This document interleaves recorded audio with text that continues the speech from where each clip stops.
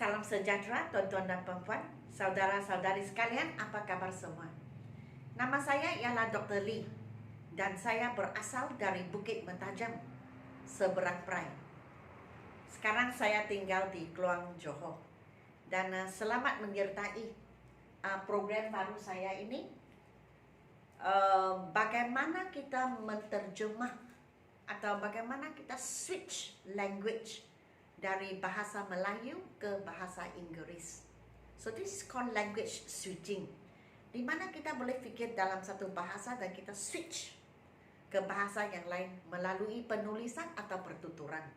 Jadi di sini kita boleh lihat ayat-ayat dalam bahasa Melayu, dan selepas ini kita akan sama-sama switch, kita menterjemah dari bahasa Melayu ke bahasa Inggeris. Jadi mungkin kamu bertanya saya, adakah cara ini boleh dilakukan, dapat dilakukan? Dan saya kata boleh, bisa. Kita bisa lakukan perkara ini sebab sangat susah jikalau kita sudah mempunyai bahasa utama sendiri dan tiba-tiba kita meresap, kita bercakap, kita menulis dalam bahasa asing. Sangat susah. Jadi bagi saya ada satu cara lagi dan praktikal juga, di mana kita kekalkan bahasa lidah kita, tetapi waktu kita sampai ke bahasa yang lain, kita tukar, kita switch, kita menterjemah apa yang kita fikirkan dalam bahasa lidah kita ke bahasa yang lain, ke bahasa yang asing kepada kita. Oke, so inilah latihannya. Baik, sebelum saya bermula, saya akan berkongsi dengan kalian tentang perkembangan terbaru. Nombor 1, buku ini, buku kedua saya, Dr. Lee's Method Grammar Level 2, yang ditulis dalam dua bahasa, bahasa Melayu dan bahasa Inggeris. Bahagian penjelasan dan bahagian nota-nota. Memang latihan tak boleh diterjemah kepada bahasa Inggeris, bahasa Melayu, tetapi sebab ini English grammar, tapi saya juga beri contoh-contoh bagaimana menjawab soalan, dan di belakang buku, di hujung buku, memang saya bekalkan jawaban. Jadi buku ini telah dihantar ke kilang sejak dari 13 hari bulan Disember lagi. Tetapi sampelnya, mereka berjanji buat sebuah buku sebagai sampel untuk ditunjukkan kepada saya supaya saya boleh menyemak, saya boleh semak semua. Lepas itu waktu saya cakap okey, mereka akan mencetak. Tetapi setakat ini, hari ini sudah tanggal 25 hari bulan Disember. Merry Christmas to everyone who is celebrating. Dan buat masa ini belum lagi memberi saya sampel. Kita pun sedia maklum, saya pun tahu saya bukan satu-satunya pelanggan. Jadi pencetak ada banyak pelanggan, saya mesti tunggu giliran saya juga. Oke, so mungkin tunggulah beberapa hari. Lepas itu waktu mereka menghantar sampel kepada saya, maka saya akan semak, dan lepas itu saya akan memberi kelulusan jikalau segala-galanya okey. Dan buku yang kedua ini berwarna ungu, purple color, Oppo, telefon Oppo warna ungu. Ini buku pertama, biru belakang, latar belakangnya biru. Ini dalam bahasa Inggeris ya, semua dalam bahasa Inggeris, tetapi kamu boleh menonton YouTube channel saya, sebab YouTube channel saya setiap soalan di sini, buku satu saya buat naik di YouTube channel, jadi kamu boleh menonton. Dan saya mempunyai 7, setakat ini sudah siap yang kedua. Jadi jikalau kamu ingin mempunyai satu koleksi dari tahap 1 sampai level 1 to level 7, maka kamu boleh memesan dari saya, WhatsApp kepada saya 01978782999. WhatsApp kepada saya dan beritahu saya lah, sebab masih ada stok tetapi tidak banyak lagi, tinggal sedikit sahaja. Dan ketujuh buah buku ini mempunyai desain yang sama, sebab bagi saya buku ini sama, grammar, hanya tahap berlainan. Jadi semua samalah desain kecuali latar belakang. Yang ini biru, yang kedua itu ungu, purple color, sangat cantik. Okay, so ini buku saya, dan ini kursus baru saya tahun 2022 bulan Januari. Saya akan membuka 2 kelas. Satu kelas itu pemahaman vocabulary, yaitu kosakata, grammar, dan jenis-jenis ayat, di mana kita akan belajar bagaimana panjangkan ayat supaya tahap kita lebih tinggi,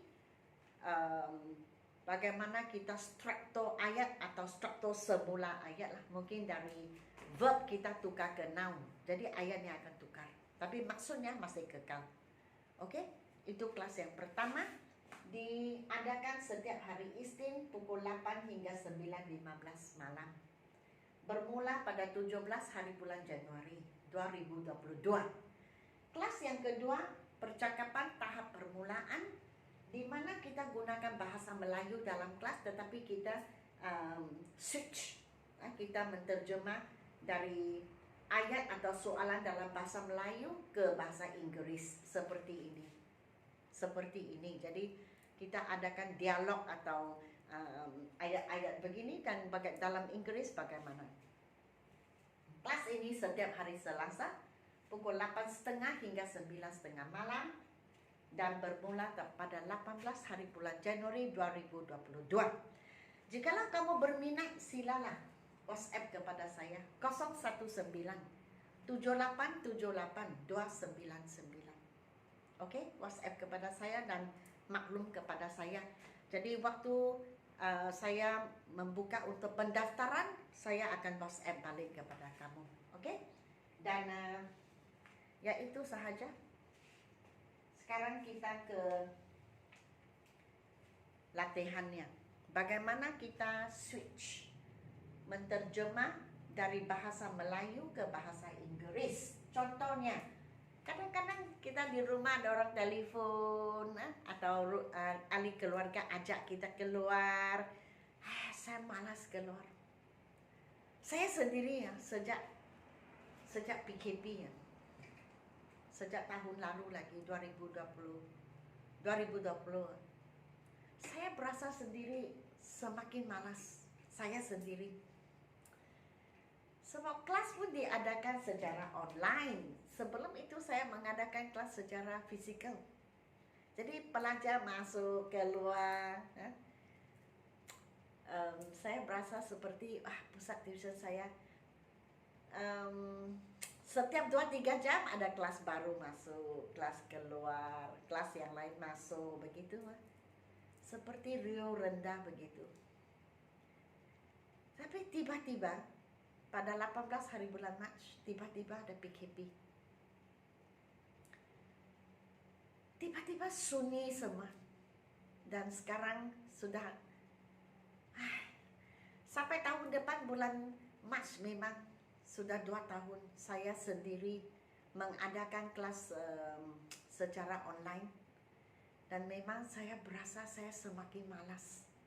Saya malas sehingga makeup pun malas.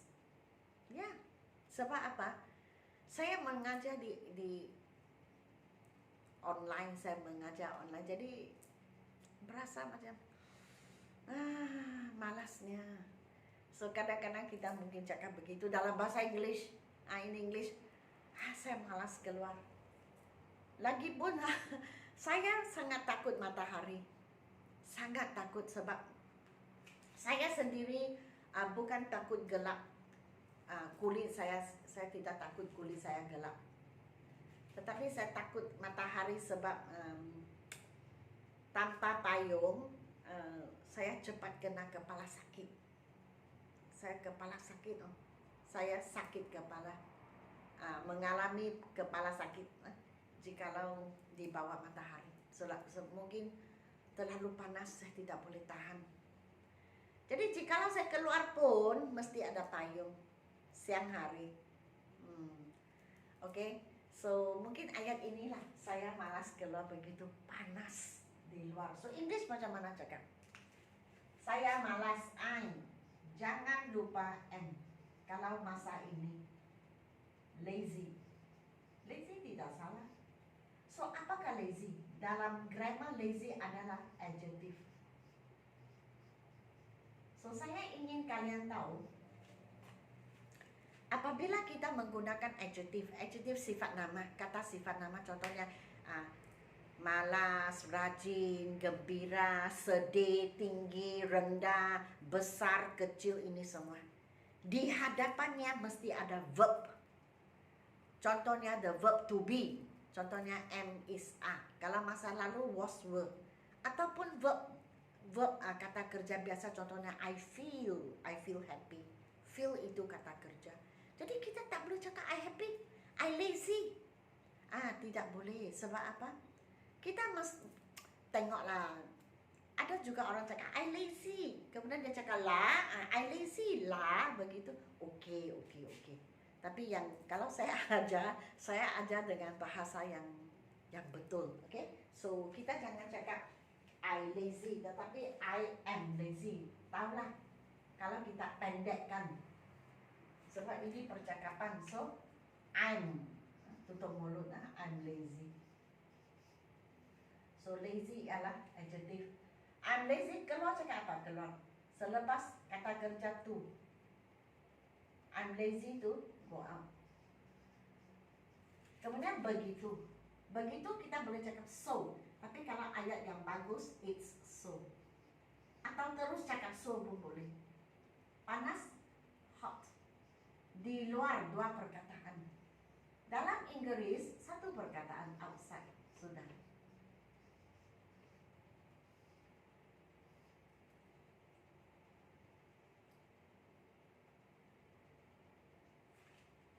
Habis. Okay, so I'm lazy to go out. It's so hot outside. Dan ini memang kerja lama. Video sebelum ini. Mengapa saya kekalkan? Sebab saya terlupa satu perkataan. Saya terlupa ini. Saya baru mula bekerja. So sepatutnya saya cakap I just started working. Baru itu just ngam-ngam. So sebab saya tertinggal perkataan ini, sekarang saya gantilah. Jadi dalam kelas ini saya tidak padamkan. Okay, I've just started working for 2 months and I'm still under probation. Di dalam tempo masa percobaan. Dan ini masa-masa banjir, tahulah kan? Baru-baru ini negara kita dilanda banjir. Kesian semua mangsa.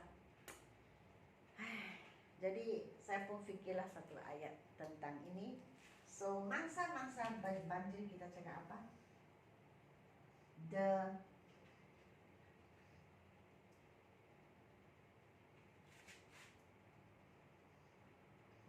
Banjir, flood. Mangsa-mangsa victims. Seperti saya cakap, bahasa Melayu dan English itu terbalik. Kata saya cakap the taxi driver. Bahasa Melayu the driver taxi. Opposite. So the flood victims sedang menunggu, dua perkataan. Kalau sedang itu, kalau sekarang, sedang itu ialah am atau is atau are. Itu sedang. So yang sedang ini am is are. Kata kerja di belakang tambah ing. Maksudnya sedang membuat sesuatu. Menunggu, waiting. Dalam grammar, jikalau kita gunakan perkataan wait ataupun waiting, belakang mesti ada for. So I'm waiting for my sister, I'm waiting for the bus. So waiting for. So ingat am is atau are. kata kerja mesti ada ing. Dan jikalau kita gunakan for, waiting atau wait, belakang mesti ada for, dua perkataan. Oke? Air surut. Bahasa English, the flood to subside atau the water to subside is still okay. Okay, so saya tulis dua. For the, okay, saya tulis di bawah. Air is water. In English kita juga boleh cakap flood, banjir. Surut itu kata kerja, jadi kita mesti ada to. So to, surut, subside. Dua sebutan, sub, tutup mulut, sub. Kemudian side, subside. So the flood victims are waiting for